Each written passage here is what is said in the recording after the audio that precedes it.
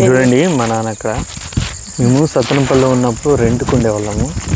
అప్పుడు ఏ చెట్టు పెట్టినా కానీ మా నాన్న ఉంచేవాడు కదా, మొత్తం పీకేసేవాడు.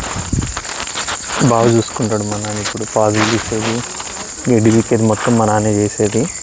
ఎందుకంటే ఇప్పుడు కొంచెం మనం సెటిల్ అయ్యాం కాబట్టి మా నాన్నకి నమ్మకం అనమాట. అప్పుడైతే ఈ చెట్ల పిచ్చితోటి వీడు మళ్ళీ చదువుకోవడం అనే ఉద్దేశంతో ఏమో కానీ చేయటమా ఇప్పుడు ఏ చెట్టు పెట్టినా ఉండిచ్చేవాడు కాదు, పీకేసేవాడు. ఇప్పుడు కూడా పీకేస్తాడు. ఏమో కొద్దిగా అట్టట్టు ఉండిస్తున్నాడు. ఇప్పుడు తెలుసుకుంటున్నాడు చెట్ల గురించి, అందుకే ఉంచుతున్నాడు. లేకపోతే మనవని కోసం ఎంత పుచ్చకాయలు బాగా లాభ అవుతున్నాయి.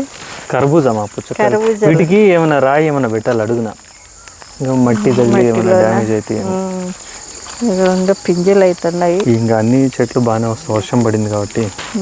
అరషాగడు మా నాన్న ఏదో ట్రై చేస్తున్నారు.